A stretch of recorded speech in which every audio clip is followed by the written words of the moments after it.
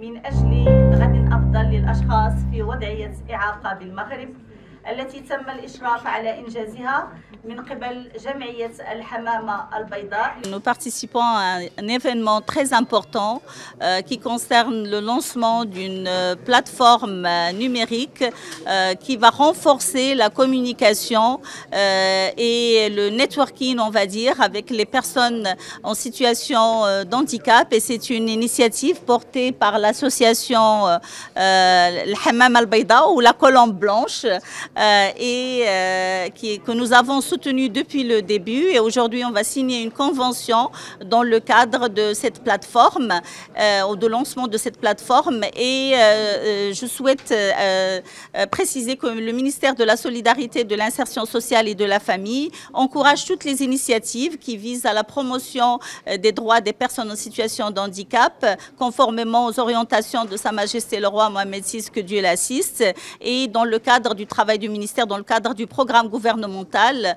Comme vous savez, nous avons lancé la stratégie GISR, Green, Inclusive, Smart, Social Regeneration depuis 2022, et dès le départ, la digitalisation était un levier très important pour le déploiement de cette stratégie, ce qui nous a amené à développer beaucoup de plateformes et renforcer celles qui existaient, notamment la plateforme Khadamati pour l'obtention de l'attestation d'handicap. Et actuellement, on travaille sur la plateforme du système d'évaluation de l'handicap qui va nous permettre d'arriver à l'octroi de la carte d'handicap.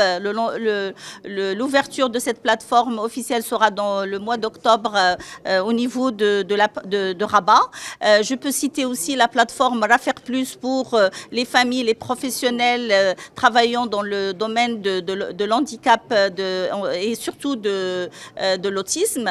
Et je peux citer aussi les plateformes que nous avons ouvertes pour la scolarisation des enfants en situation de handicap et qui ont permis d'augmenter le nombre des enfants de 16 000 en 2021 à plus de 27 000 en 2023, et c'était grâce à l'utilisation des plateformes. Donc bien évidemment, je ne vais pas prêcher auprès de convaincus, j'allais dire, puisque la digitalisation, maintenant, tout le monde reconnaît l'importance de la digitalisation, bien évidemment comme un levier de modernisation, mais pas que. C'est un levier pour moi d'inclusion sociale et d'inclusion notamment pour les personnes en situation de handicap. Nous allons lancer aujourd'hui, le 30 septembre 2024, la plateforme digitale pour un meilleur avenir pour les personnes en situation de handicap. Le but de cette plateforme ou bien de ce projet est de renforcer l'indépendance des personnes en situation de handicap en termes de la digitalisation, et aussi renforcer leur participation sociale. Sur cette plateforme, nous avons lancé 3 parties ou bien 3 produits, les articles, les lois et les procédures d'une manière très facile à utiliser et aussi à accéder. La deuxième partie, c'est en fait la communauté. Donc sur cette page ou bien cet espace, les utilisateurs donnent des questions. Ils sont en direct avec les experts d'handicap et reçoivent leurs questions directement des experts en situation de handicap.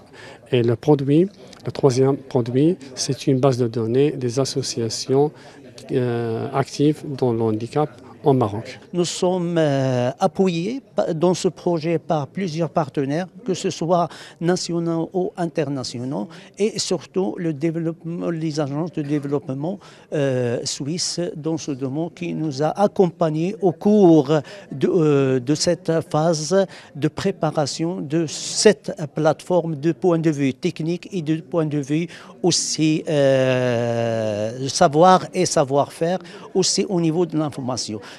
Il est important aussi de souligner que cette plateforme, c'est une occasion. C'est une occasion aussi de faciliter et de bénéficier les personnes handicapées de développement que connaît le monde entier dans le développement digital. Donc c'est une occasion importante pour que les personnes en situation de handicap aient leurs droits à travers des supports numériques et à distance.